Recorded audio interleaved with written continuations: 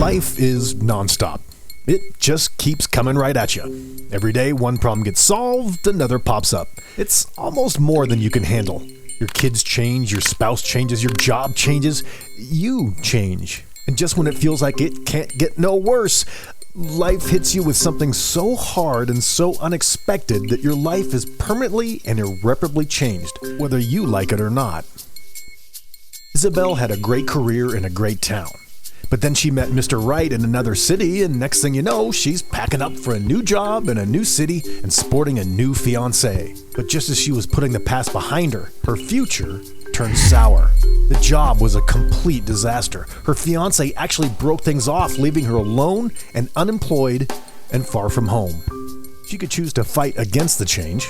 She could lash out and become even more angry and resentful than she already is, or maybe she should beg for him to take her back. But making decisions while angry or fearful always come with more damage than repair. Because while most people think that our thoughts create our emotions, spin that around. Our emotions create our thoughts. If Isabel wants relief from the pain, she has to loosen her grip and let it go.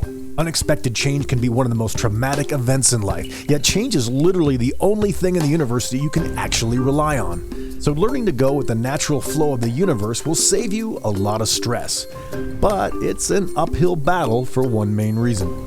Today's culture actually holds fighting against the flow as a virtue. In the business world, it's putting in those long hours, fighting for what is yours, never taking no for an answer. In society, taking a no-compromise position against those in the other political party is also held as a virtue.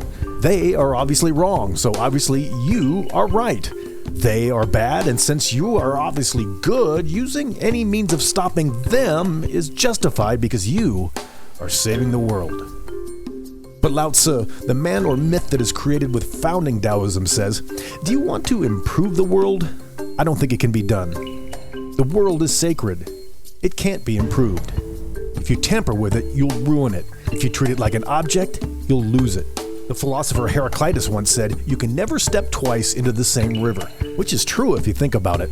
Once you take your next step, that original water is already well downstream, and so it goes throughout nature.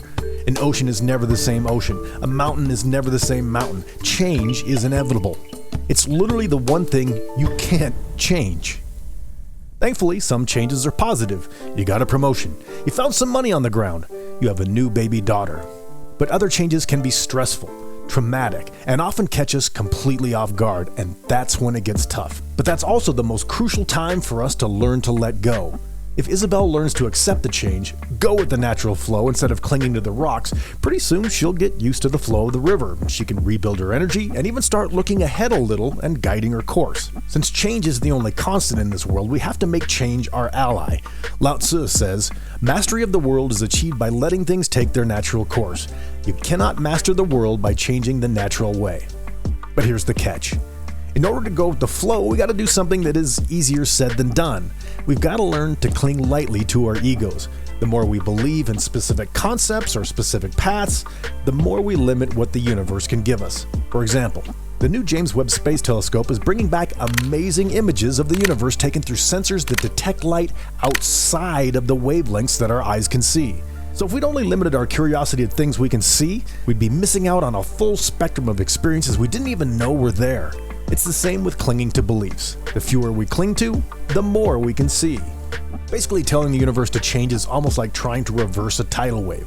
Wouldn't it be a whole lot easier if you just learned how to pick up a surfboard? Hey, remember when Yoda encouraged Luke to go with the flow in Star Wars?